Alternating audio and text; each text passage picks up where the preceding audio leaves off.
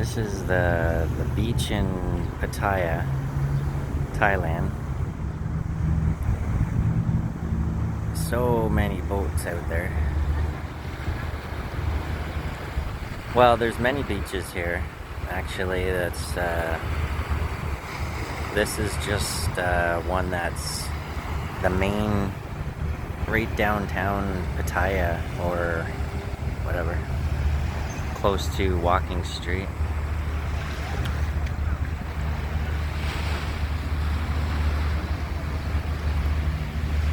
Yeah, this experience for me, if for those that know me or follow me, uh, interestingly, was mostly unpleasant.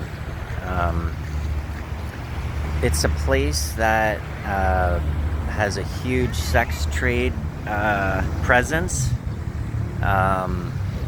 It's this city is very geared to partying. There's marijuana shops everywhere, and massage parlors, and just bars. And I mean, it was a good experience for me. I'll never be back. I don't think. But it's just not my place. It's not my vibe. It's not my lifestyle. And I mean, look at the boats, right? These are some of them are probably $1 million boats. Really, there's the whole water's just cluttered with them. But yeah, I struggled being here a lot, and I had good days and bad days, and on the bad days it was because of the scene here and that it doesn't resonate with me. And then the good days were the ones where I was able to mentally challenge myself and remind myself that I'm having an experience, and I'm meant to see all this. And and it's about awareness, right? And everything we do and everywhere we go is an experience, and we're learning. And so when I look at it that way, I shift a little bit to more gratitude that I've come here and I've been able to have the experience. But definitely, and of course, the things that I see that I don't like, that I don't resonate with, are it's reality, right? And it's happening all over the world. But yeah, I mean, geez, at nighttime I can there's the whole beach strip here along this walkway that's in front of me here, and it's just cluttered with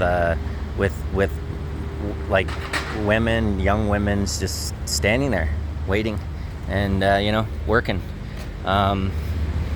It's it's, like I said, reality, but it's disturbing. But it's sad that but it's a way. I understand that I've met some of them and just had conversations that it's just that it's an easy. I mean, I don't know if it's easy or whatever, but it's a good way to make money, and they can make good money. So they often, a lot of them turn to that. And even when I was in the Philippines, there was pretty good presence of it. And yeah, I don't know, it's just something new to me. I've never really, obviously I know it's been going on forever, but it's different when you witness things your own self, as opposed to just knowing or reading or whatever. When you actually witness stuff, it's a whole different ball game. And then of course, just the kind of people. Like, I came from the Philippines. I was in the Philippines for 2 months, in mostly the province, which was the province, which is the countryside, and mostly the countryside, and not in the cities. And the people, like, I mean, I would say hello a million times, not a million, but like 100 times a day. Everywhere I went, people were happy to see me. They were smiling. They were saying hello. for 2 months straight. They were engaging, just wanted to have conversations, were curious about me.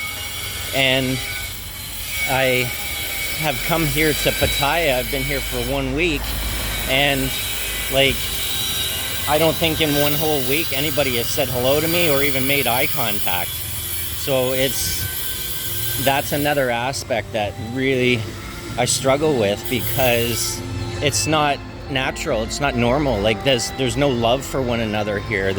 Everybody's just, again, it's everybody, everyone has a different cup of tea, right? And I'm really just sharing my own experience and the type of person that I am. And that, it's interesting though, when you come to places that you don't resonate with, how you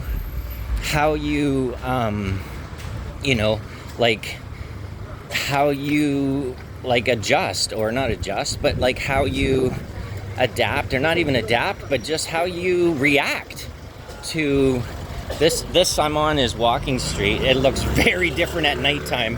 At nighttime, this place is crazy.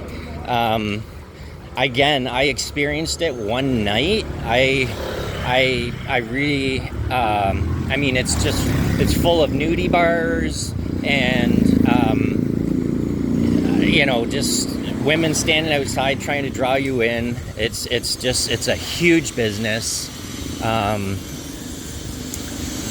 not really used to this. I also really don't think it's very genuine or honorable and all of that.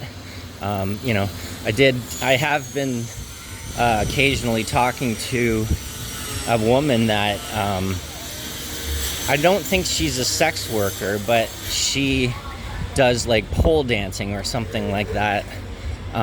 She's in a different country, but regardless, it was interesting to see. I actually enjoy talking to these women sometimes, because we often have a view, right? And then or an opinion, or an assumption, and it's just interesting to get the view from someone that's living that or experiencing it or whatever, right? And so her and I have actually had a few little like in-depth conversations, and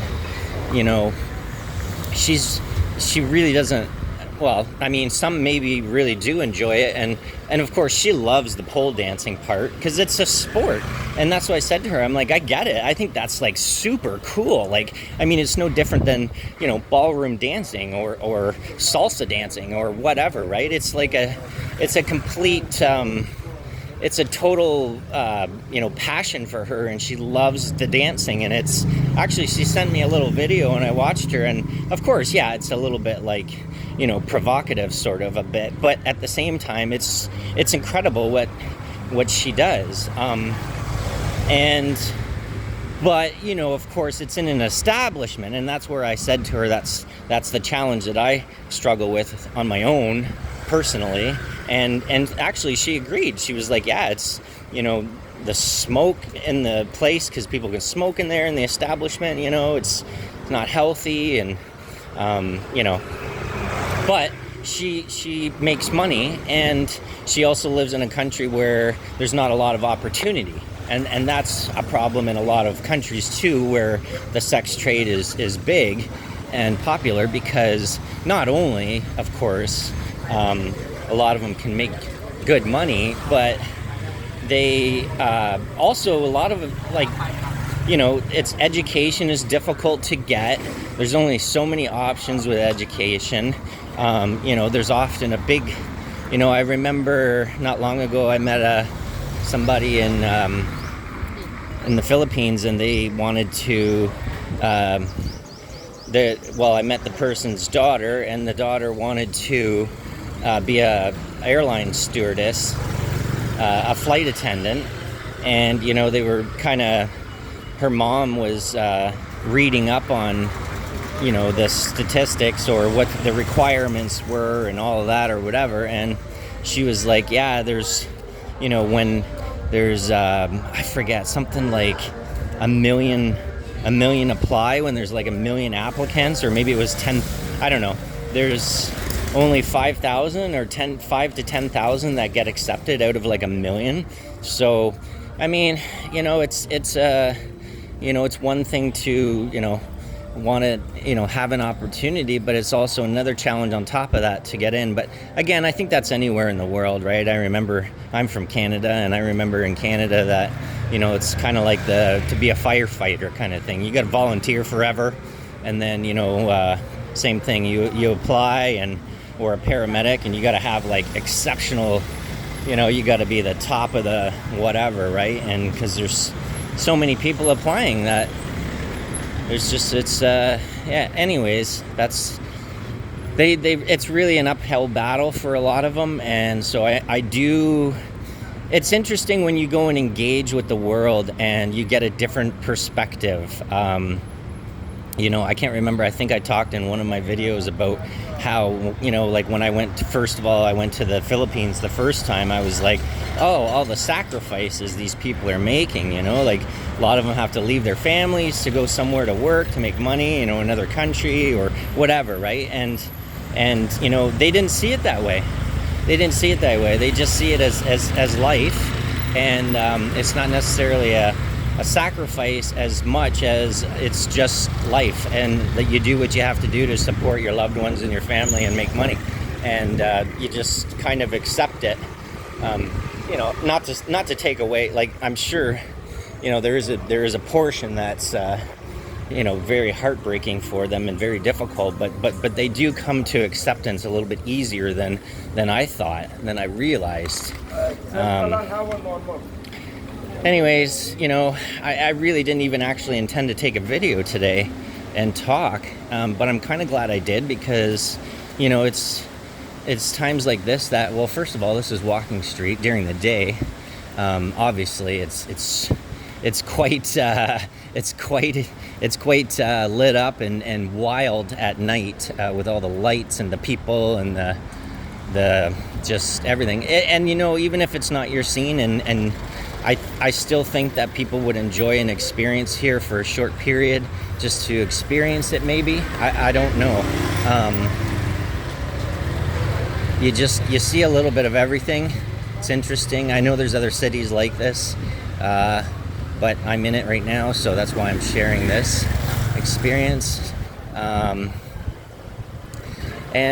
just sharing my experience, I guess, is my thoughts on. I really wish everyone could, have the opportunity to travel. I feel very grateful. I don't know if I'll be able to do it forever. I really don't know anything. My hopes and my dreams are to be able to continue. I have my own struggles too. Sometimes I'm traveling alone. Sometimes I feel like it's wonderful, to be able to go at my own schedule and to be able to, have no responsibility for anyone else or anything but my own self. But then, of course, we're human, and it's only natural to, just like anything, animals, anything, trees, I'm sure everything is, it's only natural to want human connection, right? And to, I'm having all these wonderful experiences, and sometimes I can't help but think that how amazing it would be to have someone to share it with, that your best friend sort of thing. But I know it will come in its time, and it's one of those things that should never be forced. I think we often lose track of that. I even do sometimes too. Like just recently, I was on all these dating apps and chatting with all these women, and I realized it got to the point where it just consumed me, and it was terrible. I ended up, like having, you get, it is quite, you have to, I mean, we all go through things in our life, right, where we have to do a reality check and, kind of pull ourselves back, to, and get back to where we belong, or where we want to be, or whatever. But it's so easy to lose yourself. Sometimes we all do it. It's only human. It's nothing wrong with it. But I think the important thing is to recognize when things are off or things aren't right and you need to make an adjustment or a change within yourself. I think it's just important to recognize that. I'm grateful that I don't drink or smoke or do drugs. It helps me be clear and aware when I'm off. Sometimes it takes longer than others, like I can go days and days where, I was on those apps for weeks, and I had, all these conversations going, and then sometimes, you're talking to someone and it was someone else you thought, and you're, saying things, and then, you've asked something that you've already asked before because you're not really.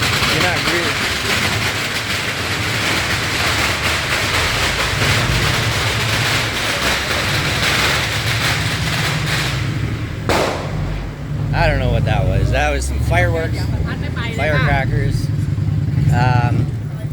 But anyways, what I was saying is that it's just I lost my way, and I had to just let everything go, and that's difficult too, right? Is to sometimes what happens too is what was difficult too is that I had women that I was talking to and conversations that I had going on, and had invested time. I invested time in these conversations and things, and a lot of them just weren't going anywhere, and and then so sometimes it's difficult to just kind of like I always use anyone that knows me I use the Etch-a-Sketch. If you remember the Etch-a-Sketch, you used to draw the picture and then just shake it and it would be gone and start over, right? And sometimes you have to do that. It's not easy. It's actually quite difficult, but when you recognize that, it's not a selfish thing. I just read it this morning. Someone had posted on social media that it's not a selfish thing to take care of yourself, and to put you first. Sometimes, once in a while, it's healthy, just to recognize that you need to, you come first, really, in your own world.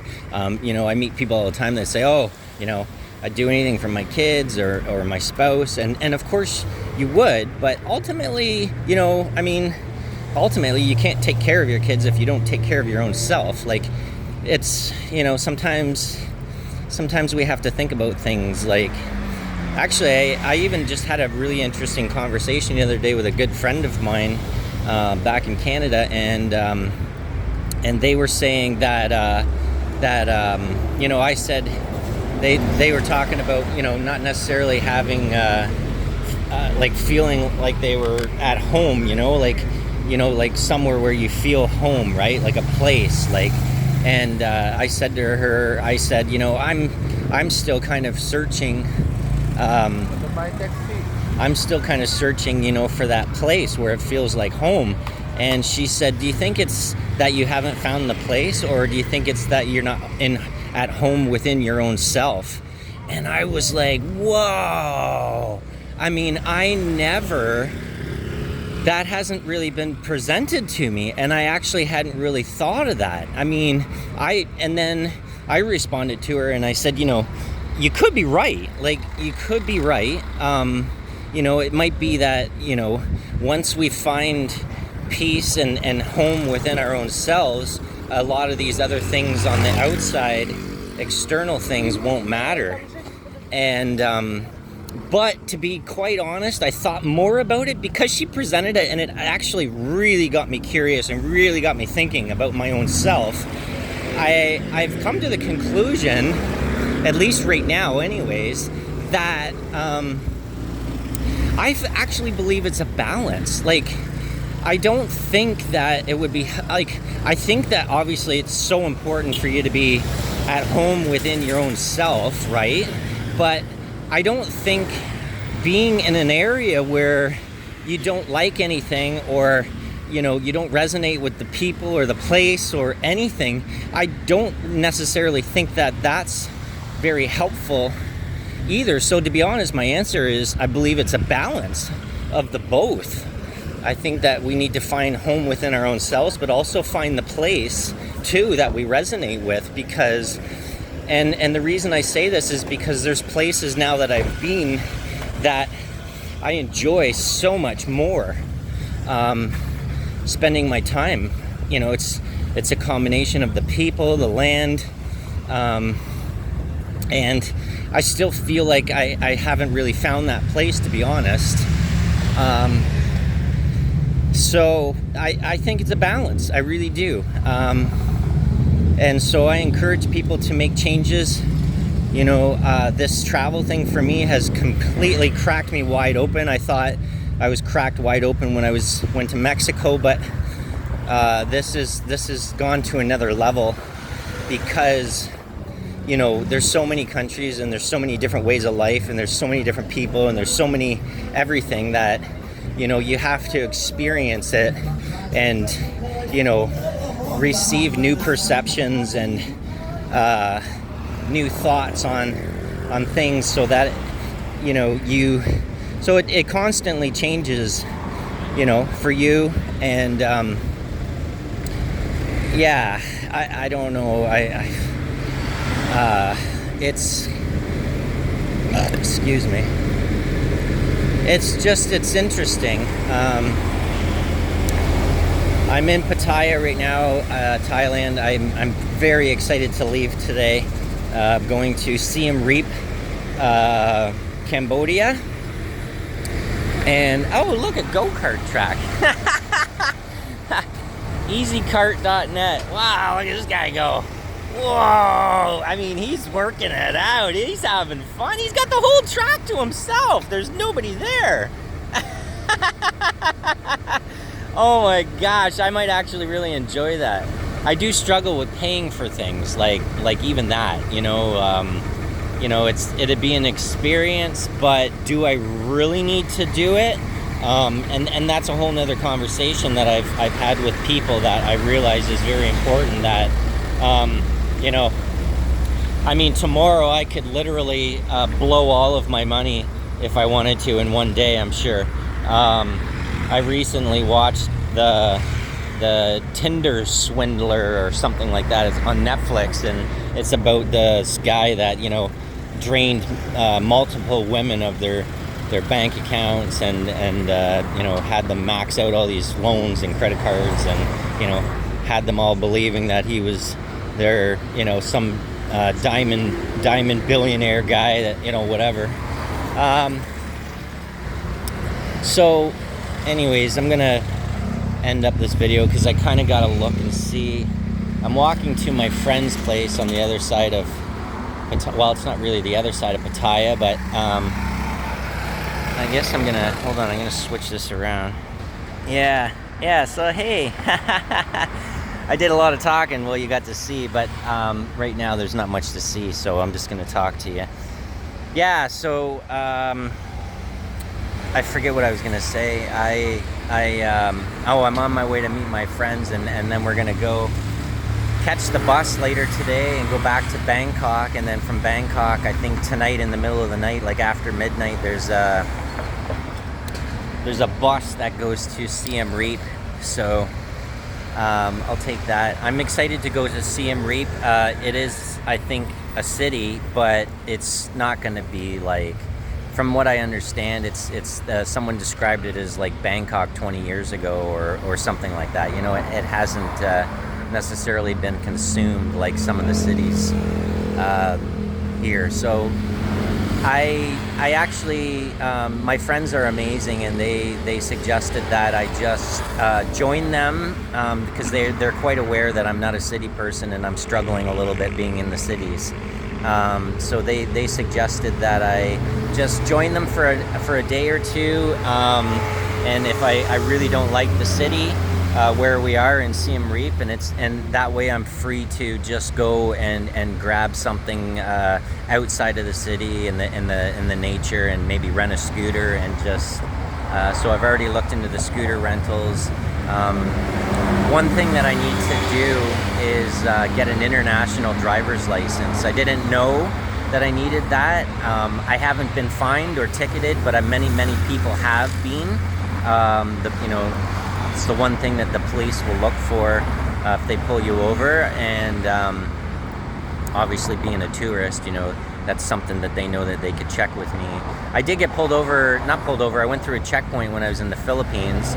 Luckily, she did ask me for my license, which I actually didn't have it on me because I got in the habit of like not wanting to take my I just take so much money every day, like 1,000 pesos or whatever it was, like which is like $25 Canadian or something. I would just take that with me every day, and that's enough for food and well, more than enough for food and things like that, and water and gas.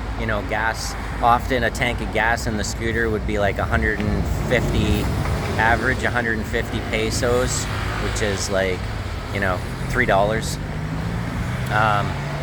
And that would get me through the day, right? So I often didn't take my license so that I didn't risk the chance of either losing it or someone taking it, I guess. Not that I really have a fear of being robbed or anything like that. I mean, at least not where I've been so far.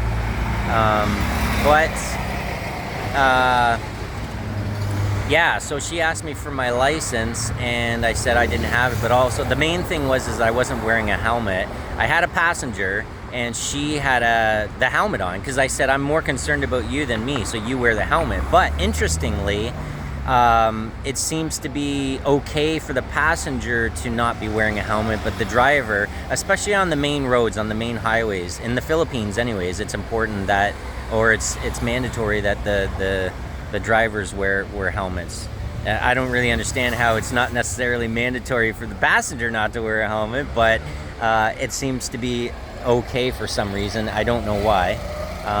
But so I just quickly shifted the helmet. I took it from her and put it on myself, and that seemed to be, and then I said to her, I'm going down the road back to my place, and we got to come back this way, and I'll bring my license. And I'll make sure I get her helmet as well, I just said. And then she was like, okay, and then let me go, right? But easily there could have been a fine for if I had my license and shown it and it wasn't international. So I've looked into it, and it's something I think you can go to in any country, and you just have to go to like the driving place or the municipality or whatever where you do licensing, and I think they can issue an international license for you. So yeah, anyways, I guess I'm gonna leave with that. So I do have to be careful, but I don't know, I think if I got a helmet on, not to say that can't happen, I can't get a fine, because there's checkpoints and things, but I'm gonna try, I wouldn't say necessarily push my luck, but I think if you're obeying the rules and driving at a respectable speed and you've got a helmet on, they've got less reason to, obviously question you probably. But I don't know. Anyways, I'm thank you for listening to me. I hope that maybe something I've said has resonated with you. I still feel like my main purpose in life is to share, and I know there's a million people out there doing videos and trying to make money and doing YouTube and all of that. That is not my intentions. If I never make a dime, I could care less. I have no intentions of doing that. That's not something that's gonna, make or break me and my journey and my spiritual path and all of that. So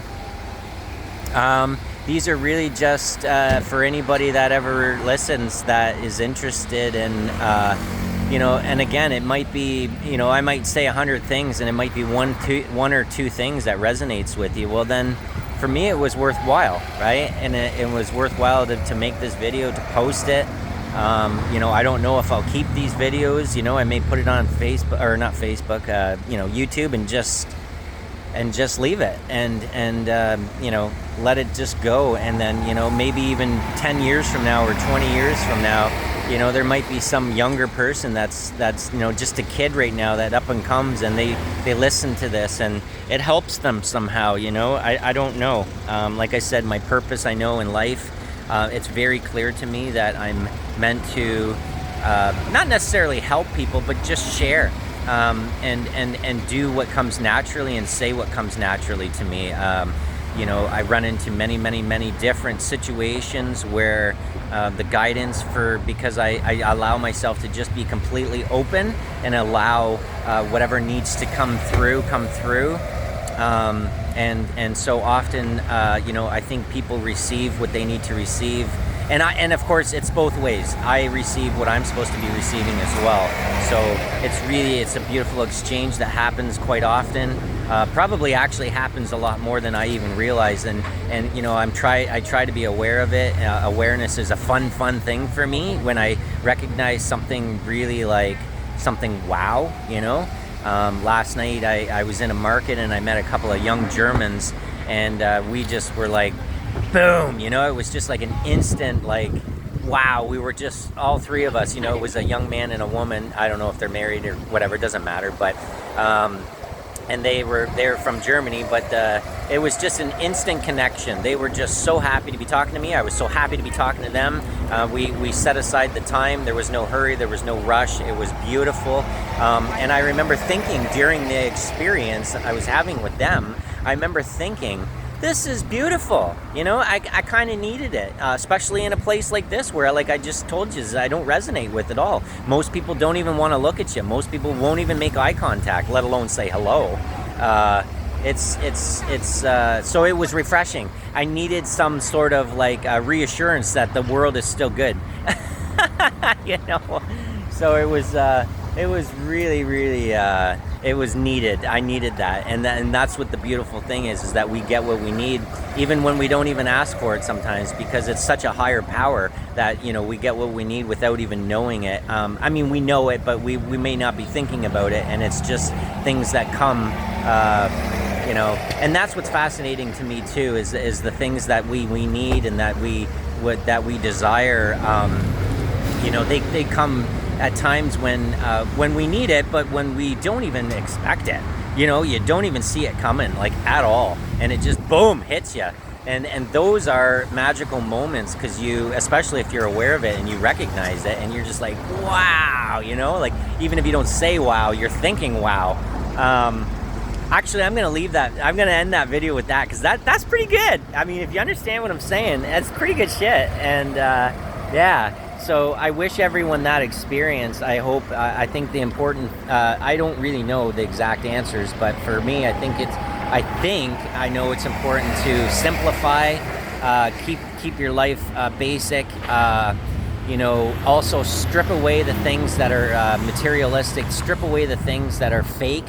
That's an important one. You know, get rid of I struggle with it a little tiny bit. I think I'm doing really well. I think one of the struggles I've had lately is assumptions. I realize that I'm sometimes assuming things that I think, and then I think that I'm probably maybe even wrong about it. And then, of course, if you actually talk to the person there or somebody that you're assuming with, and you get confirmation that you were wrong, kind of thing, or whatever. But anyways, that's a whole nother subject. But it's just something that I've been not necessarily struggling with, but it comes up occasionally, so it's something I know I can continue to work on. I think we'll always have things to work on. I think it's healthy for us to have things to work on, and we'll always learn, and we'll always grow and evolve. It's a beautiful thing. Yeah. So, anyways. Yeah, just thanks for listening, and I hope you enjoyed something. You know, I'm actually going to come back to Thailand after Cambodia and Vietnam. At least I think I am. I try not to plan too far in advance, because then you take away that you know, the openness, the opportunity that what may arise, right? So, but the plan, tentatively, is to end up back in Shanghai, which is in northern Thailand, and it looks on the map anyways like it's completely surrounded by really beautiful big mountains, and it might be a place that I really resonate with. I'm not sure, so I'm excited to see it. Pai, I believe it's called, is outside of Chiang Mai, and Chiang Rai is another one too that people have been telling me about. And that's another thing, people tell you things, guys, pay attention. There's messages and everything. Sometimes it's overwhelming and there's too many messages. And for me, I struggle, not necessarily struggle, but sometimes I have a difficult time just trying to, I think, to be honest, I think there's so much information that comes my way with the people that I meet that, I don't take notes. I try and remember as much as I possibly can. But honestly, guys, it's for every one of us. There's messages in everything. There's messages in what people say to you. There's messages in the things that you see, that you do. It's a lot. It's a lot coming in. And it's not easy to decipher. It's not easy to try and decide what is the most important for you and what's but again, it's almost like you can be over aware. I don't know if that's such a thing, or I think maybe it is, I don't know, but over awareness, like being too aware can be overwhelming, but it's again, it's for me to come to a balance, right, at some point, and recognize what is the happy ground, like the middle ground, right? The what's because you can let in too much, or you can not let in enough, or so that's my latest challenge, is trying to balance awareness. I'm going to leave you with that. Have an amazing, amazing life. Have an amazing day. Have an amazing journey and adventure. And I have nothing but love for all of you. Even if you're going through a really, really ugly, difficult time. I've met some people lately that are really struggling, even, suicidal stuff and things. And, I try my best to support them. We all go through some ugly shit at times in our life, so I have no judgment. I have nothing but support and love for everyone and everything. I think that's what life is but ultimately we have to go through our own stuff and our own thing, and try and sort it out, and get to where it's comfortable, because it is I think this world that we're in and this earth experience is difficult. It's very, very, very, very difficult. Even when times are good, it can be difficult. So I'm just going to leave you with that. Know that you are loved. Know that you are protected. Know that you are guided. Every single one of us is. It's just difficult to recognize at times, but we really are. It's an absolute fact. It's true. It's just So I love you guys. Thanks for listening. I hope that you didn't. I hope you enjoyed my video. I'll post another one. I don't know when, but I will. Okay, take care. Adios, amigos.